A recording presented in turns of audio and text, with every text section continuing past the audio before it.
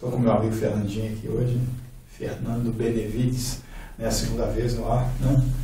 E o Fernando, considero o Fernando um grande filósofo, não só da palavra, né, mas da palavra escrita, né? O Fernando está para ser das figuras principais do lançamento agora do nosso site, a Biblioteca Viva, um ponto só de coisas interessantes e boas leituras e bons vídeos, né? Então, nós em off nós já contratamos o passe do Fernandinho, né? Então eu queria que, com toda essa liberdade que a gente tem, até de te chamar de Fernandinho, eu queria que você falasse seu nome para o público e explicasse por que você está aqui hoje. Boa tarde, amigos, Moisés, Marcelo, tem mais amigos aqui presentes, a você, Luiz. Nós estamos aqui hoje para prosseguir naquela conversa, naquela prosa gostosa de estar falando de coisas bacanas. E nós vamos falar hoje aqui sobre viajando pelo Brasil, que é um privilégio estar conhecendo o nosso país. Muitas pessoas não têm essa oportunidade de estar atento à cultura do nosso país, diversificada, alegre, do nosso povo, né? O nosso povo tão criativo, tão diversificado. Isso nos dá uma experiência muito grande de estar podendo escrever, conhecer pessoas e passar as mensagens daquilo que nós temos de experiência. Legal você falar isso, né? Pode falar. Sim, eu sou o Fernando Benevides, já estive aqui, um prazer estar aqui pela segunda vez e espero que seja inúmeras vezes. Com certeza, né, Fernando? Nossa, eu acho que essa fala sua, ela enriquece muito, porque o Brasil deu um show agora nas Olimpíadas, né? Um show de alegria, um show de tudo, né? Nós tivemos um atleta que quis denegrir nossa imagem, nós conseguimos tomar as atitudes todas corretas, né? E é muito bom saber que nós somos um povo alegre, um povo cordeiro, um povo que sabe receber as pessoas. Agora, quando eu falo cordeiro, não significa que nós somos cordeirinhos, né? É verdade. Nós sabemos o nosso valor. Né? Nós temos o nosso valor, temos as nossas dificuldades também, não é? Mas, enfim, se a gente for somar os prós e os contras, nós temos muitas qualidades para poder mostrar para esse mundo afora. Então, Fernandinho, com você, pode começar a conversar com o nosso público, falar para o público, dizer o que você veio fazer aqui, lendo, né? Sim, olha, eu, quando resolvi a escrever, eu precisava de visualizações, precisava de conhecer pessoas, precisava de conhecer locais diferentes. E eu tive o grande privilégio de comparar a viagem com a nossa vida, porque a nossa vida é uma viagem. Com certeza. E eu quero iniciar aqui lendo um poema, o poema A Viagem, porque ele retrata o nosso propósito que nós temos aqui, como nós vivemos, como nós damos lugar para outras pessoas. Então, eu vou ler que fica mais resumido e fica mais fácil de estar exemplificado. A viagem. A vida é uma viagem sem retorno, só de ida, comparada a passageiros alojados em lotação, que trafegam em um só sentido, numa única direção. Tem um ponto de partida, o período principal, o momento decisivo, o derradeiro e o final. Ao embarcarmos nesse veículo, necessitamos de cuidados para alcançarmos qualidade e obtermos validade. A partir deste momento, em cada piso, em cada assento, pelas estradas desta vida, o bem e o mal se equivalem. Caminham juntos na força do equilíbrio, para a nossa aprendizagem em nosso curso natural. Alguns pontuarão a mais, outros poucos ou quase nada. Se pontuam a todo instante, a qualquer hora, a qualquer dia. Positivos, negativos, atraentes e repulsivos. Todos deverão embarcar, e para que isto aconteça, estão programados os períodos dos momentos em cada tempo, nas estradas, na saída, em cada corpo, em cada vida. Vários descem, vários sobem, altos, baixos, ricos, pobres, em cada círculo vicioso girando aos seus redores. Cada um tem o seu arbítrio para passar no longo filtro. Cada um tem a sua ação para entender sua canção. Cada um tem a fantasia para viver com alegria. Se quiser ter serventia, não interrompas a sua glória. Marque bem na sua história a certeza da vitória. Se quiser ter serventia, não interrompa a sua glória. Somos nós os passageiros, somos nós os viajantes. Faça chuva, faça sol, em tempestade ou em estiagem. Tenhamos um bom proveito, façamos uma boa viagem. Isso eu digo sempre, né, Fernandinho? Não é um poeta, é um filósofo, né? Continue, Fernandinho, vamos lá. Sim. É você hoje. Eu precisava de conhecer locais, conhecer pessoas. Eu digo que o Brasil é muito grande. Eu já conhecia uns 10 estados. E eu pensei, como que eu vou fazer? As viagens não são baratas, a gente sabe disso. Se não tiver um patrocínio. Então eu fui muito bem aventurado. Eu tive a sorte e o privilégio de poder estar atuando em institutos de pesquisas administrados pelo IBGE, Instituto Brasileiro de Geografia e Estatística. E esses institutos foram aproximadamente 6, que durante 5 anos e meio eu prestei serviço. E eu dei conta que era uma oportunidade que eu não podia deixar passar. Porque esse trabalho de viajar, fazendo as pesquisas, porque o IBGE, ele passa muitos projetos do governo. E o governo, nada nesse mundo se faz, nada, não é só no Brasil, sem fazer as pesquisas. É como diz aquele escritor, Rogério Faltes-Graff. Ele fala que a falta, os gerentes erram, nós erramos na nossa administração das nossas vidas, de tudo que a gente vai fazer, porque nós não fazemos controle das coisas. E o controle ele tem que ser feito. Ele tem que ser feito hierarquicamente, paulatinamente, dentro de tudo que a gente se faz. E o IBGE é um órgão do governo que ele pesquisa tudo que você vai fazer. Tem pesquisa científica, pesquisa eleitoral, pesquisa de sazonalidade, pesquisa de regiões, pesquisa populacional, enfim, todo tipo de pesquisa ele faz. E os institutos afiliados que realmente contratam para que a gente possa fazer esse trabalho. Eu devo muita obrigação a esses órgãos do governo. Por quê? Porque foi eles que me possibilitaram estar fazendo essa viagem e ter dado 3 voltas em cada estado do Brasil no período de 6 anos.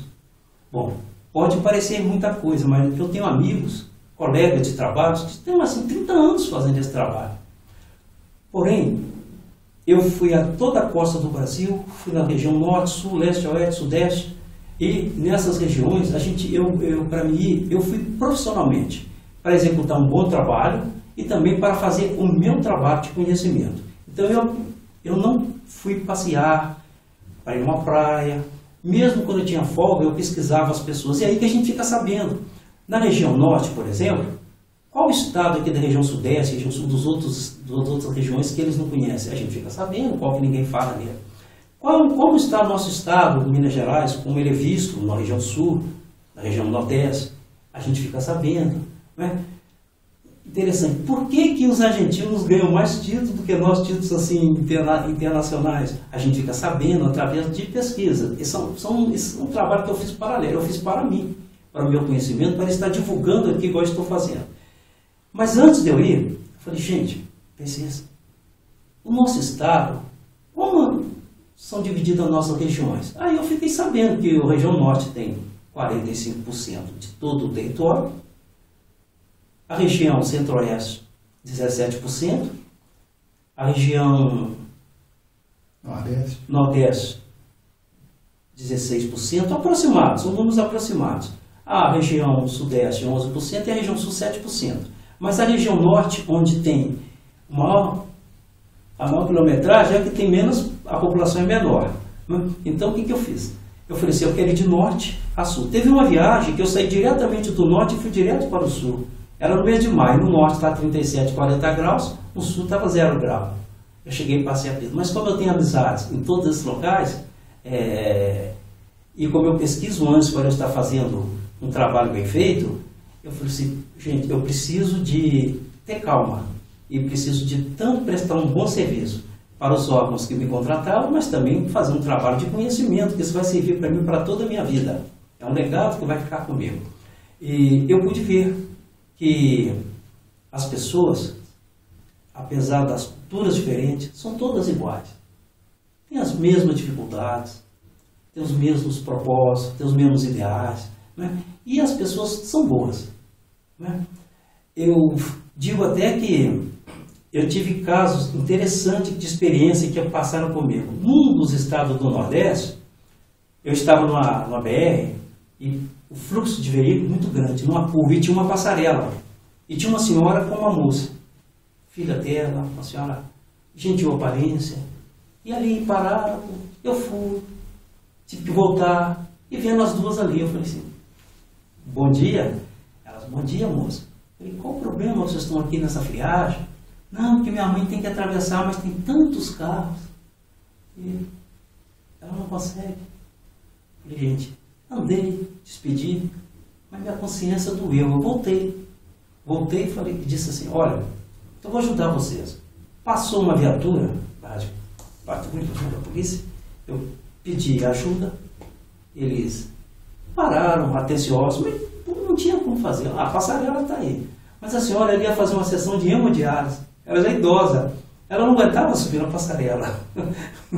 E o hospital, além de atravessar aquela passarela, ela ainda tinha que andar mais uns 200 metros ou mais para chegar no hospital. Então eu falei assim, ó, a senhora vai ter que fazer uma coisa. Eu vou ter que carregar a senhora. Ela assim, muito tímida, né?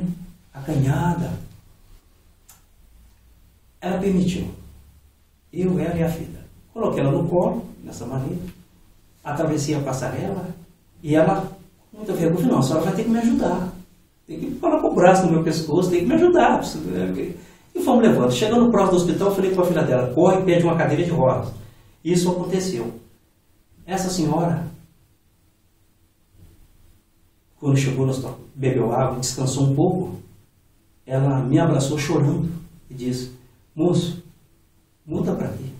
São experiências que ficam marcadas na vida da gente. Uma outra experiência foi quando eu estava também numa cidade do interior, e eu conversando com a senhora, estava calor e ela estava toda com um agasalho.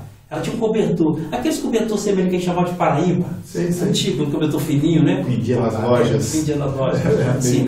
Ela com ele coberto aqui nos ombros, eu não via os braços nem as pernas dela. E ela conversando, muito educada comigo, mas tudo que ela precisava, ela gritava e pedia. A filha falava, Fátima, traz para mim. Eu não esqueci o nome. Fátima, traz isso. Poxa, será que ela é folgada? O que está acontecendo? Bom, quando acabou o trabalho, ela perguntou se eu queria um café. Gente, tem lugar, a gente não pode. É uma satisfação que aquelas pessoas têm de nos estar recebendo. Eu falei, tudo bem. Fátima, traz um café para o moço. Traz um para mim também. Mas quando a menina trouxe o café, ela começou a colocar na boca dela. E eu fiquei, fiquei apreensivo por causa daquilo. A senhora faltava os 2 braços e as 2 pernas. Nossa. Agora você vê bem. E naquela alegria, naquela condição, naquele tratamento que ela me deu, humano. Então, isso são fatos que acontecem com a gente, que nos faz tornar as pessoas mais humanas, com um nível de consciência mais elevado, por causa dessas experiências, né? Acontecem experiências também um pouco desagradáveis, né? Teve um senhor que, quando eu estava conversando com ele, parece que ele surtou, em dado momento ele ficou nervoso e falou assim, olha, eu não vou te passar telefone nem meu nome. Eu falei assim, mas aí não adianta ficar conversando com você 40 minutos, eu vou perder o meu tempo, eu estou trabalhando, eu não estou brincando. Não vou, e você continua. Eu continuei, fiz o trabalho com ele, terminei, chateado, baixinho, eu falava comigo, perder uma hora aqui, domingo, sol quente dentro. Bom, quando eu saio, eu desço uma ladeira, faltava parece que 3 pessoas para terminar o trabalho, já era 4h30, no domingo. Ele disse assim, de bugre, sobe aqui no carro. Eu falei, não, mas eu não posso subir. Eu tenho que fazer o trabalho, tenho que pegar as ruas, as paralelas. Eu não posso me dar o luxo de... Se eu tivesse folgado, eu gostaria sim que o senhor me conhecesse, mostrasse as tamanhas, eu não posso. Ele saiu.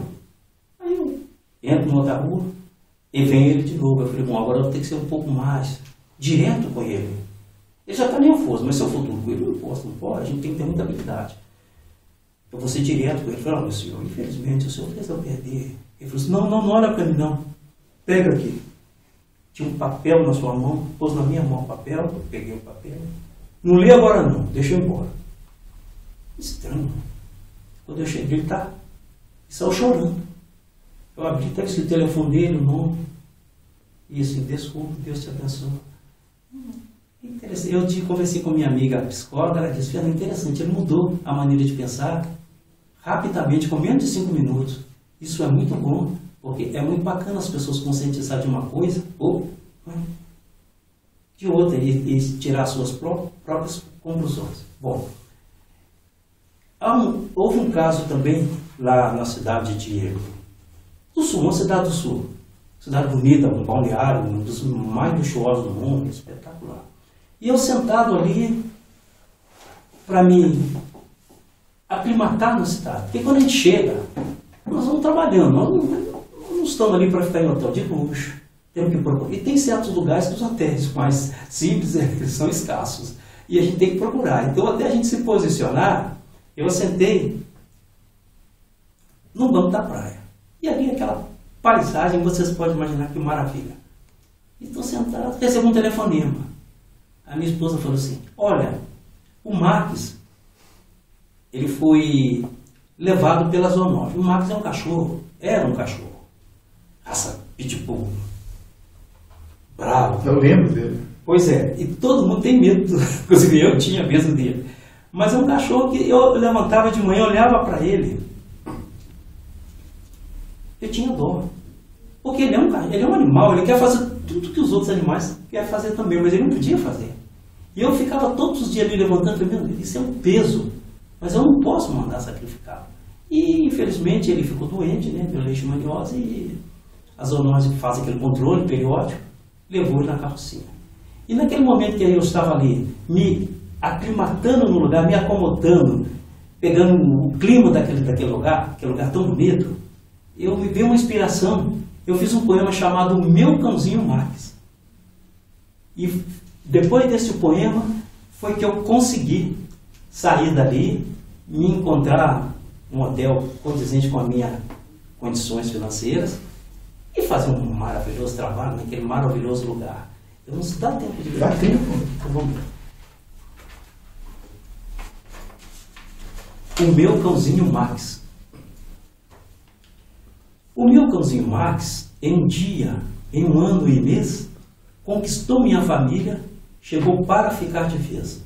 Ele era afoito, indelicado, simples e trapalhão, desordeiro e às vezes chato, impertinente e brincalhão. Era cheio de alegria. Mal podia eu chegar, me chamava para brincar. Mal podia me ouvir, convidava-me a sair, não podia me escutar sem deixar de perturbar. O seu trapo ia buscar, ordenava me pegar e depois de segurar, começávamos a disputar. Eu puxava para cá, ele mordia para lá, cada um em uma ponta, até o trapo esfacelar. Eu mantinha meus cuidados. Era um jogo desigual, um normal se debatendo contra uma força animal. Depois dele me acuar, salteava em pneus, agarrava garrafinhas, galhos secos segurava até poder me esgotar, e com ar de vencedor, parecia esnobar. O meu cãozinho Max era dotado da atenção. Pressentia o perigo, farejava o inimigo, detestava o ladrão. Mas se fosse um amigo, abanava o rabinho, estendia a sua patinha como fosse dar a mão. O meu cãozinho Max era refleto de euforia. No frio, na chuva ou no calor, sendo tarde, noite ou dia, só queria desfrutar do valor da companhia.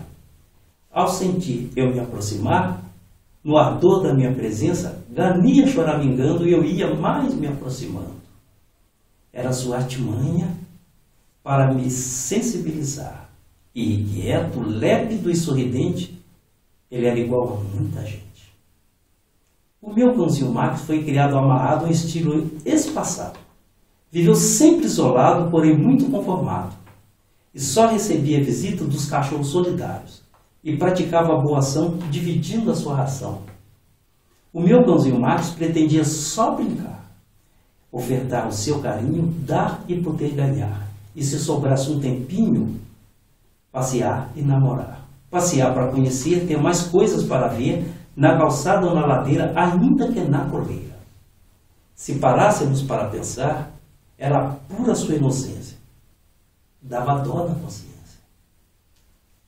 O meu cãozinho Max era de pedigree valente, mas apesar de imponente, alegrava muita gente. Nos amou por um longo tempo, até perder sua mocidade, mas serviu-nos de exemplo, comportou-se a contento sobre a nossa autoridade. Até que em um lindo e triste dia, esperou-me viajar para poder ir passear. Me poupou do sofrimento. Aguardou só eu sair para de mim não despedir. Até parece que sabia que eu não suportaria. Poderia emocionar e com certeza até chorar. O meu cãozinho Max conquistou sua liberdade com feridas de verdade. Contraiu muitas viroses, pegou leite e maniose. Nos deixou em grande estilo a caminho da cidade. Desfilou na carrocinha com orgulho e com vaidade.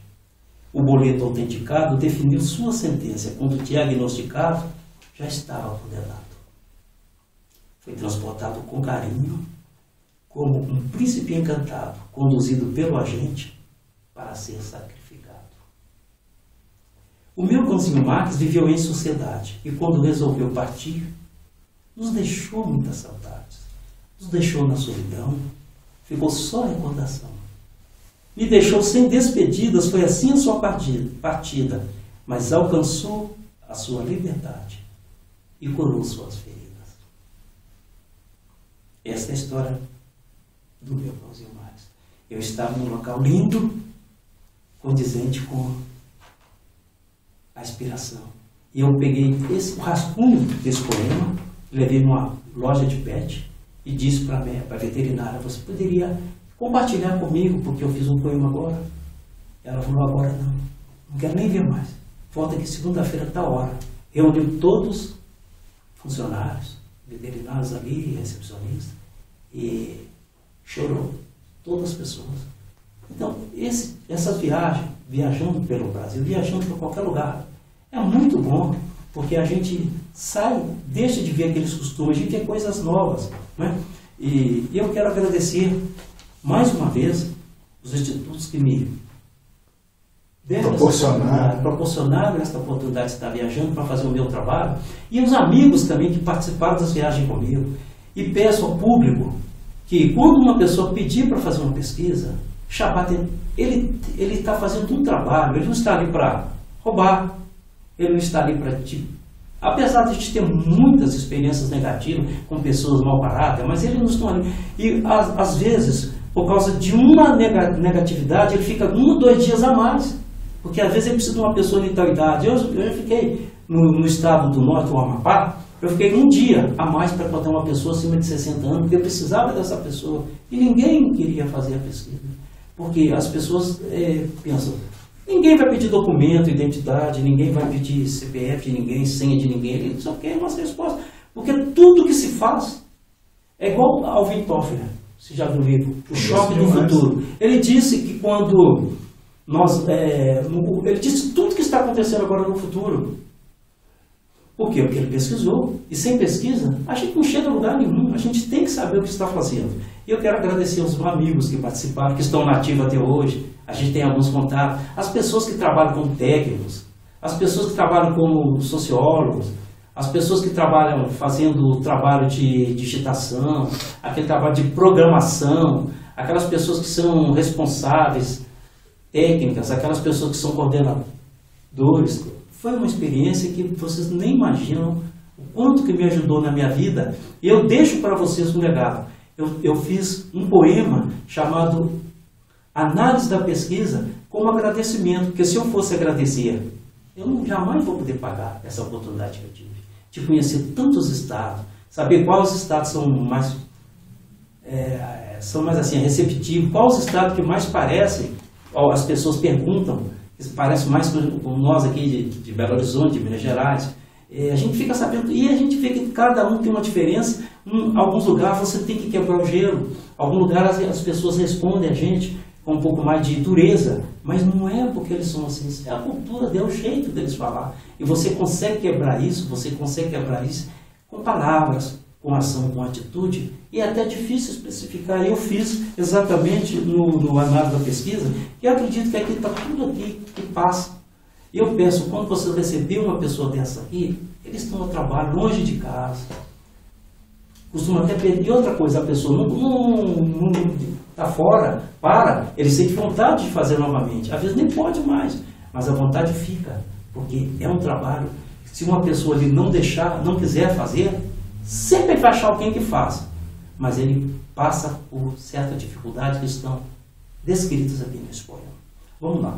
Antes de você ler, eu queria dizer da importância do seu trabalho, da importância de tudo, dessa experiência sua. Eu quero te convidar outras vezes para a gente continuar falando disso, porque a gente fica emocionado, eu fiquei aqui, né? E o nosso trabalho, a gente não tem medo de chorar quando a gente fica emocionado, né?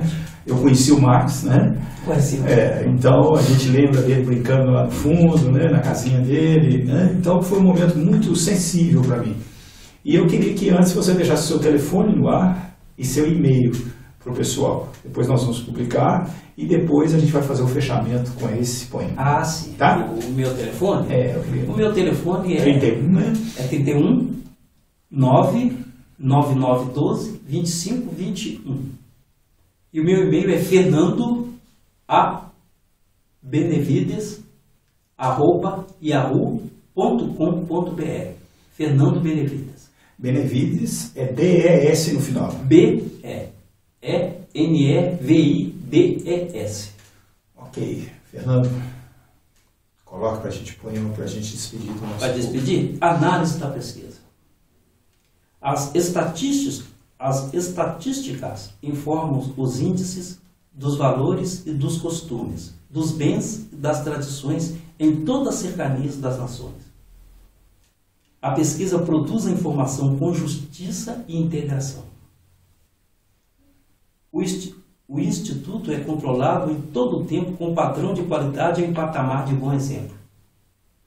O pesquisador é um profissional empreendedor do mercado atuante e não mero navegante. Deve se atualizar, muito bem se informar e boa impressão passar. Tem família, tem torrão, cobre a grade, faz a mídia para cumprir sua armação de estação a estação. Ninguém quer prejudicar quando vai entrevistar, nem sequer bisbilhotar quando muito indagar. Se for sábio na abordagem, polido na afeição, será sempre recebido e atendido com afeição. Se assim for procedido, estará o entrevistado muito bem contribuindo para o censo da nação e será sempre recebido e atendido com atenção. Seguem algumas exigências. Passam por experiências com algumas variações. Tem pessoas complicadas. Tem pessoas indecisas. Tem as muito convencidas e as bem esclarecidas. Tem local movimentado, tem local pavimentado, tem local urbanizado e tem local fragilizado. Tem cadeias dos cerrados, vales baixos alagados, litorais acentuados e distritos distanciados. São vários os campos do mercado. Ao retornar à sua cidade, ao seu lar, que é o seu refúgio, com alegria e gratidão levará boa impressão dentro do seu coração. Em outro dia a trabalho, se ali ele voltar, matará muitas saudades, emoção não faltará. Levará mais euforia. Voltará com alegria, haverá muita harmonia e mais pesquisas para informar. A todos que entrevistou e aos que ainda entrevistará, ouçam-lhe com muita atenção. Nos solos onde pisou, pelos campos onde passou, e os que ainda haverá de passar, serão partes de uma história, qual jamais esquecerá. Pode falar. Eu queria dizer às pessoas que nossa vida é uma história. Nós temos que fazer essa história ficar registrada. E eu quero fechar com vocês aqui com a história de cada um. Posso? Pode. A história de cada um. Cada um tem a sua história. Uma saga para contar, uma conta para pagar, um valor a receber, um desafio a superar, um palco para atuar. Cada um tem a sua história, uma estrada a percorrer, um oceano de alegria, de tristeza e de emoção, de persistência e indiferença, de decepção e satisfação. Projetos a desenvolver, sonhos a realizar, mistérios a desvendar, tesouros a encontrar. Mesmo que ninguém estiver contribuindo em nada, ainda assim, a história será contada, ela está sendo realizada. Cada um tem a sua história, de trabalho, de amor, de tristeza e de esplendor. Tem um livro que está sendo escrito, uma crônica retratando, um período percorrendo, é uma era que está se esperando. A história pessoal atua em meio a todos. Relaciona a circunstância que atuamos em nossa instância. Cada um tem a sua história computada no universo. Em parábolas, em estrofes, em poemas ou em versos. Se ela é divina ou se é comédia, cada um faz o seu destino. De sucesso ou insucesso, de derrota ou de vitória, cada um tem o seu ritmo. Cada um tem a sua história. Façam a história de vocês. Faça a história ficar boa. Deixa legado, faça ser reconhecido através da história que nós somos os viajantes. Às vezes nós vamos ter que descer para dar lugar para outras pessoas. Vamos fazer uma boa viagem, tá? Obrigado. Muito obrigado, Fernandinho. Obrigado pela presença dos amigos, né? E obrigado pelo Marcelo que está dirigindo, né? Fabiano, né? Obrigado pela sua presença, amigo antigo do Fernandinho, né? E nosso amigo já precisamos tocar percussão, tá? Um beijo no coração de todos.